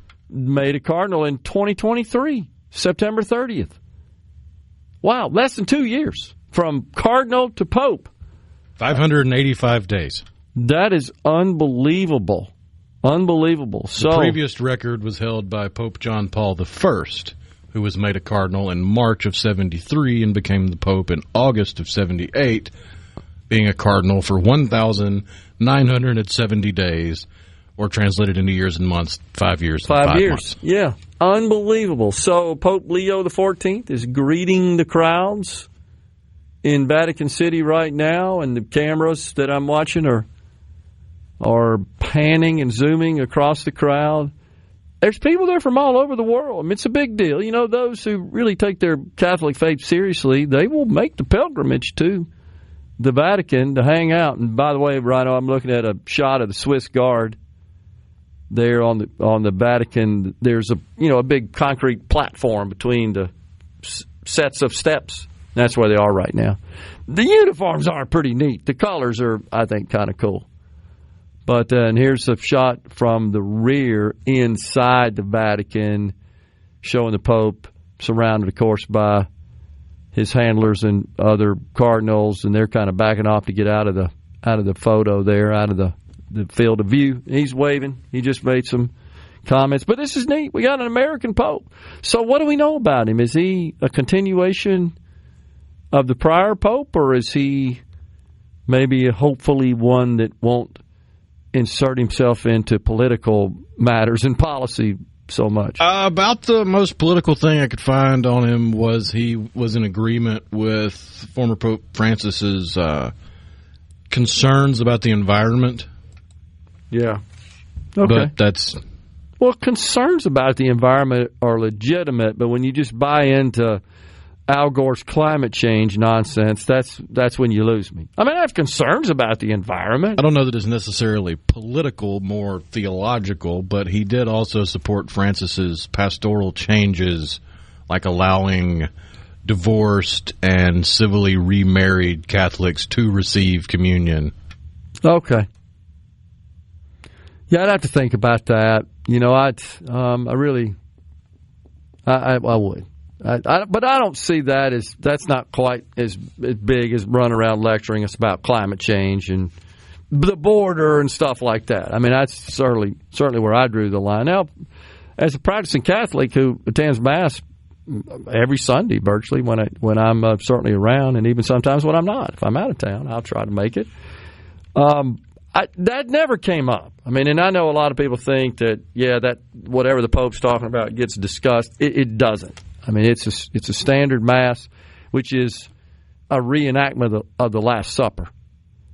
Is kind of what the format of a Mass is, and there's readings designated for that day. And there's a homily usually that, of course, it kind of carries on whatever the message is in the readings out of the Bible, both the epistles and the gospel. So here's a quote from him in 2023, shortly after becoming a cardinal. Yep. He was interviewed by the Vatican News, and he said, quote, "We are often worried about teaching doctrine, but we risk forgetting that our first duty is to communicate the beauty and joy of knowing Jesus." End quote. Awesome. That sounds like a more traditional doctrine to me. I support that. I welcome that. That's great. So there we go. We got us a pope. So how long did it take them? A day? The conclave? Yeah, they met yesterday and had the singular vote, as is tradition, on the first day. Yeah. And then they came back together today. I haven't seen any reports that there were 1 or 2 votes, but considering how early it is in the day, it was probably on the first vote today. I want to say we did have a black smoke vote earlier in the day that I saw reported. I didn't see it. I must have missed it. I could have missed it. I could be wrong.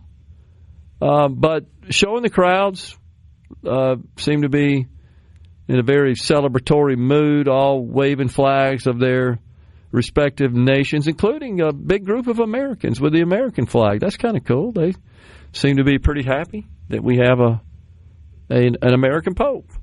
Pretty cool. So we got some text on the C Spire text line. Jerry in Waynesboro says, "This whole Pope selection is a lot like being constipated. You know it's in there, it just won't come out." Yeah. Oh, my gosh. I was joking about that during the break. It's like all these people online, "What's taking so long? We got the white smoke. Why would they just announce it?" It's like, have you seen how the Pope dresses? Yeah, exactly. Takes they a while. had to tailor that outfit for him as soon as they knew who he was. Yeah. Mark from Gulfport says, USA, USA, USA. Yeah. Pretty cool. Thought it was a Pope mobile riding by with smoke coming out of the top, but it was just Snoop Dogg in a limo. That's CC instead of Tobia. So, I think it was the third vote today. Okay. It says Dan in Hattiesburg. We'll research that. I thought they only voted twice a day. I'm not sure. I don't remember. I used to have all that memorized, all the rules around that. You had to learn that in catechism. And I'm not a Catholic, so I'm just basically on the outside looking in. I can't remember. But nonetheless, it's a done deal. We got a pope. First American pope in the history of these United States. So, big day. It'll be interesting to see how our president reacts. You think he'll pick the phone up? He put out a statement. Okay. I got to find it again. But, yeah, he basically said he looks forward to having a meeting with them. Okay. I do, too. Think that ought to be a good one. That it's they don't have far to travel. Of course, he's got to hang out in the Vatican now for the most part. But that is kind of neat. Yeah, he said, "Congratulations to Cardinal Robert Francis Prevost, who was just named Pope. It's such an honor to realize that he's the first American Pope. What excitement and what a great honor for our country. I look forward to meeting Pope Leo XIV. It will be a very meaningful moment." Outstanding. Super. Appreciate that, President Trump. So, here in Mississippi, with respect to the political goings-on, we've got some special elections, right, coming up as a result of redistricting, and there were some folks that were pretty fired up about a court ruling. Was it yesterday, day before? Whenever we have remotes, I lose track of the time. But that approved the map drawn a certain way, especially the stuff that was going on in DeSoto County. Senator Mike McClendon texted me yesterday. I think he's pretty relieved that the court found in his favor, and he's got a district now drawn that he feels good about retaining his seat. So that's going on here in the state of Mississippi as well. There's other than that, we're just waiting for the legislature to get back in session. We are kind of awaiting in about a month here the general elections for municipal elections. And the big one there, of course, that a lot of eyes are on because it's ousting of an incumbent, and that's in the city of Jackson. Senator John Horn, been a guest on this program many times, wins the Democratic primary, and he's on to the general election. And we'll see what happens there in the city of Jackson. One thing we know, it's not going to be the current mayor. He won't be back. I would say that's good news, welcome news for the city of Jackson. And then something else that happened overnight is the president of Jackson State University. You've heard that probably on our news being teased on the break. And he's out. IHL had a meeting apparently called yesterday to discuss it, and what our news director, J.T. Mitchell, said, Rhino, and also possible legal action. Have no idea what that means. They've had trouble, have they not, at Jackson State, just having stable leadership at the top of the pack there, the president of the university. And so the IHL's got to go back to work and find them a president. I think they named an interim for the university. Is that your understanding? Interim, right? The name's not in front of me, but this individual that was just hired, seems like it was just yesterday. Been in place, what, a couple of years maybe? Maximum at Jackson State. Has resigned on their own accord. At least that's what's being reported. We'll see what happens, man. Yeah. Submitted their resignation. The governor just called for transparency in the search for the next president. That was 45 minutes ago. We're coming right back with the final segment. At Carter Jewelers, we're having our Middays with Gerard. Good for America. Good for fans of justice and truth. Good for us. SuperTalk Mississippi. This is what we stand for.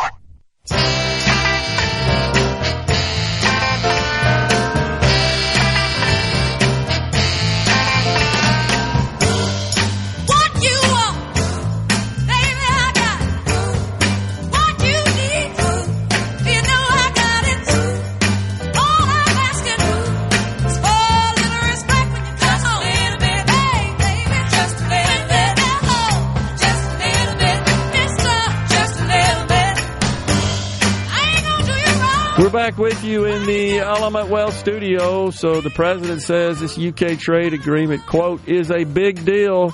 Now, I said earlier maybe this would serve as a template for other negotiations. He just explicitly said it will not. But that could be part of the negotiating angle, if you think about it, Rhino. Hey, other countries, don't think this is what we're going to do.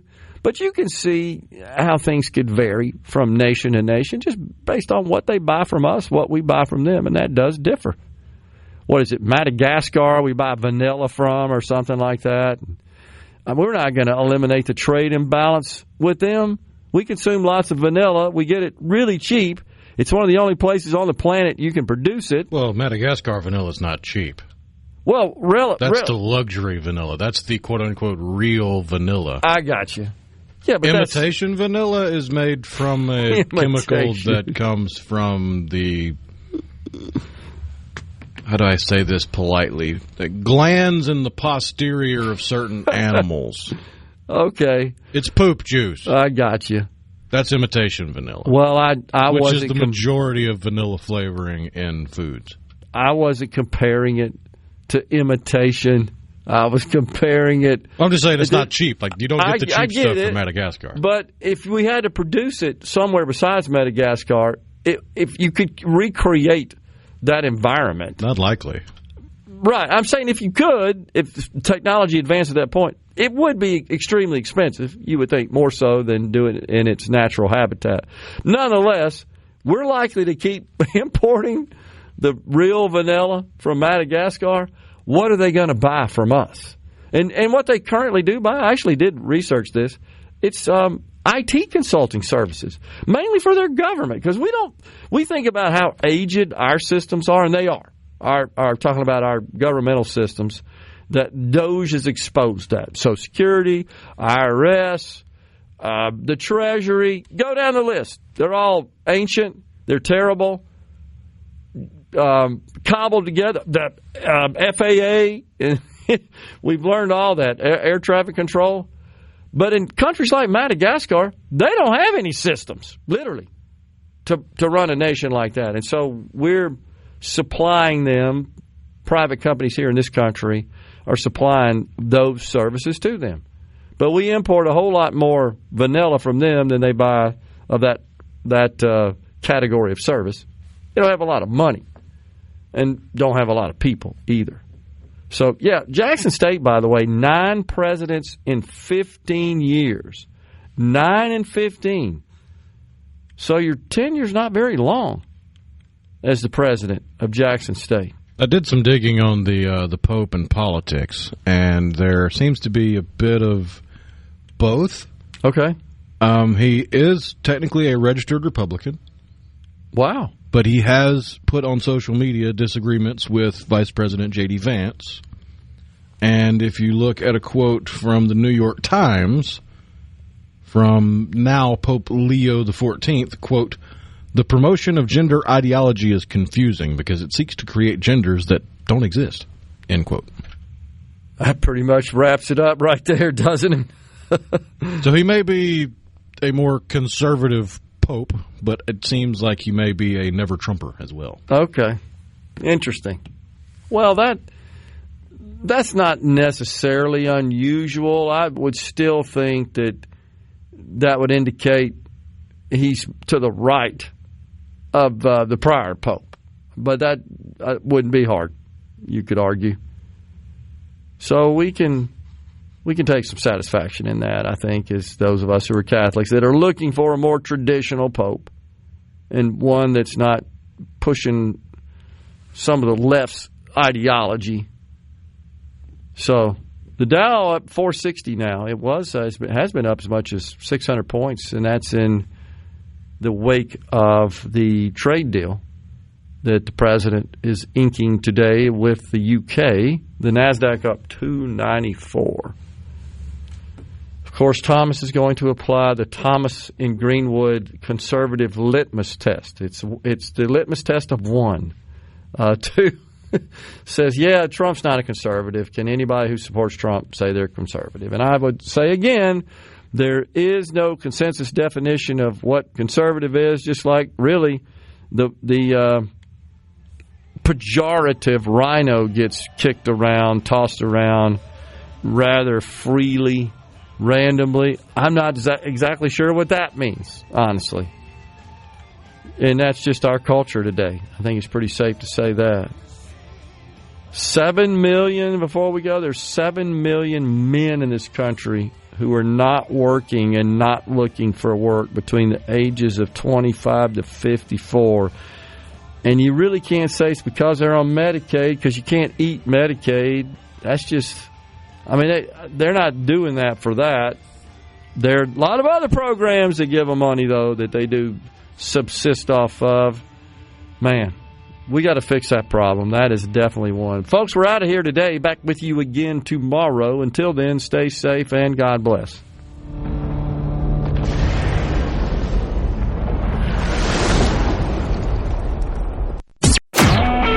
A SuperTalk Mississippi media production.